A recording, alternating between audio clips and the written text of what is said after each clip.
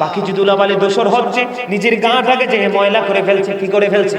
নিজের শরীরটাকে ময়লা করে পড়ছে। এটি হলো পাপ। এটি কি? আর যে পুকুরের মধ্যে ডুব দিয়ে গোসল করে পরিষ্কার হয়ে গেল, এটি হলো নামাজ। কারণ এইটাই হলো আখির নবীর সিম্পটম। তারা সারাদিন অপরাধ করবে, নামাজে যখন সেজদা দিতে যাইবে তাদের গুনাহগুলো জড়ে যাবে, পরিষ্কার হয়ে যাবে। আবার যখন বের হয়ে যাবে, লোভ লালসায় অন্যায় করবে, আবার নামাজে দাঁড়িয়ে যাবে, তার গুনাহ মাফ হয়ে যাবে। আমার শয়তান বলল, আল্লাহর ইজ্জতের কসম করে বলছি গো উম্মত, তোমার বান্দাগুলোকে পথভ্রষ্ট করব। আল্লাহ রাব্বুল আলামিন কথা দিয়েছে, আমি আল্লাহ কথা দিলাম, আমার বান্দা মৃত্যুর পূর্বক্ষণ পর্যন্ত, যতক্ষণ পর্যন্ত ক্ষমা চাইতে থাকবে, আমি আল্লাহ ততক্ষণই ক্ষমা করতে থাকব। জোরে জোরে বলেন না সুবহানাল্লাহ। বলে হুজুর এক একটা সিম্পটম হাদিস শরীফের মধ্যে এসেছে। আপনার আমার পানের নবী বলেছেন, মাছের মাথার সমপরিমাণ চোখের পানি যদি আপনার চোখ দিয়ে ঝরে পড়ে, আমার আল্লাহ ওয়াদা করেছে, আমার নবী জানিয়ে দিয়েছেন, তার জন্য জাহান্নামের আগুনটা হারাম হয়ে যাবে।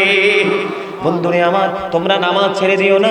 ফজরের নামাজটা তোমরা জামাতে পড়বা, এশার নামাজটা তোমরা জামাতে পড়বা, তাহলে তোমার পুরো রাতটা ইবাদতের মধ্যে গণ্য হয়ে যাবে। কথা বোঝেন নাই?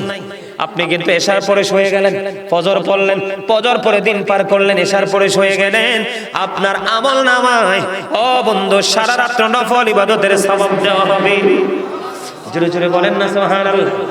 এখন আপনারা তো জানেন না অপরাধটা কি হবে নামাজ না পড়লে। আমরা কিন্তু অনেকেই জানি না অপরাধটা কি হবে বন্ধু।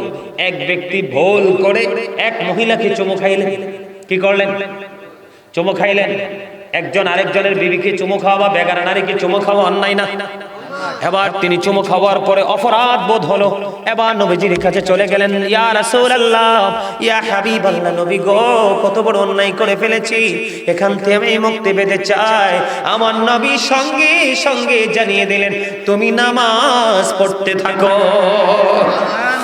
তাহলে আপনার জীবনের গুনাহ থেকে মুক্তি পাওয়ার জন্য গুরুত্বপূর্ণ ভূমিকায় থাকে আল্লাহর কুদরতি কদমে সেজদা। কথা বলেন না আরো জোরে। আল্লাহর কাছে পছন্দের কাজ হলো বন্ধু সময় মতো নামাজ আদায় করা। কি করা? আল্লাহর কাছে পছন্দের কাজ সময় মতো নামাজ আদায় করা, মা বাবার সাথে সুন্দর ব্যবহার করা, আর দ্বীনের জন্য যুদ্ধে নিজেকে যুক্ত করা। জোরে জোরে কন্যা সুবহানাল্লাহ। আর জোরে বলেন সুবহানাল্লাহ। তাহলে আমাদের নামাজ পড়ার দরকার আছে না নাই? নামাজ আমরা পড়বো কি পড়বো না? নামাজ পড়লে লাভ না লস? আর জোরে বলেন নামাজ পড়তে রাজি আছে? আমি ছোট্ট করে বন্ধু সংক্ষিপ্ত আকারে বলবো, কেউ যদি ইচ্ছে করে এক ওয়াক্ত নামাজ যদি কাজা করে, কয় ওয়াক্ত? এক ওয়াক্ত নামাজ যদি কাজা করে, তাহলে তাকে এক হুকবার জাহান্নামে থাকতে হবে। এক হুকবার মানে হলো বন্ধু 80 বছর। কত বছর? আর জোরে বলেন 80 বছর।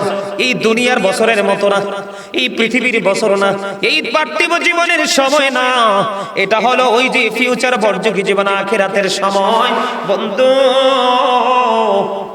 ইচ্ছে করে যদি তুমি কাজা বুঝেন, যেমন জোহরের আজান হলো, নামাজের সময় হলো, আপনি নামাজটা পড়লেন না, পরে আপনি আদায় করে নিলেন কাজা। ইচ্ছে করে যদি এরকম করে না, 80 হোক বা জাহান্নামে থাকতে হবে, এক হোক বা জাহান্নামে থাকতে হবে, তার হবে বছর হলো 80 বছর। কত বছর? বন্ধুরে আমার, এর মানে হলো কিয়ামতের একটা দিন, পরকালের একটা দিন এই পৃথিবীর 1000 দিনের সমান হবে কমপক্ষে। কত? একটা দিন এই দুনিয়ার 1000 দিনের সমান হবে। এই হিসাব করে খুঁজে মিলে গেল 2,88,00,000 বছর জাহান্নামে থাকতে হবে। জোরে জোরে কন্যা নাউজুবিল্লাহ। আরে আরো জোরে বলেন না নাউজুবিল্লাহ।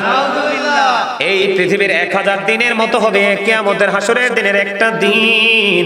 শুধু ইচ্ছে করে এক ওয়াক্ত নামাজ কাজা করার কারণে শাস্তিটার জন্য বহাল থাকবে। যদি ইচ্ছে করে কেউ নামাজ ছেড়ে দেয়, তাহলে সে যেন কুফরি করে ফেললো। এবার আসেন হুজুর, আমি এই বিষয় নিয়ে আর আলোচনা করবো না, ছোট্ট একটা যারা বোঝার বুঝে গেছেন অটোমেটিক, ঠিক কিনা বলে? এবার আসেন নামাজটা কবুল হচ্ছে না কেন? নামাজটা কবুল না হওয়ার কারণ হলো হাদিস শরীফের মধ্যে এসেছে আল্লাহ রাব্বুল আলামিন কোরআনে বলেছেন ইন্নাল্লাহা ইউহিব্বুত তাওয়াবিনা ওয়া ইউহিব্বুল মুতাহহিরিন। আল্লাহ রাব্বুল আলামিন তওবাকারী এবং যারা পবিত্র থাকে তাদেরকে ভালোবাসে। সুবহানাল্লাহ বলেন না আর জোরে। আল্লাহ কোরআনে কি বলেছেন? কথা বলে না। কেন নামাজ কেন কবুল হচ্ছে না? আমি আপনাদেরকে শুধু সেই দোষগুলো তুলে ধরবো সংক্ষিপ্ত আকারে। এই যে আমার চাচা যদি থাকতো এখন খুশি হতো, উনি কিন্তু রাগ করে চলে গেছেন, ঠিক কিনা বলেন? কারণ এই অন্যায়টা দেখে উনি সহ্য করতে পারে নাই, নিশ্চয় অনেক বেশি খারাপ লাগছে, ঠিক কিনা বেঠে?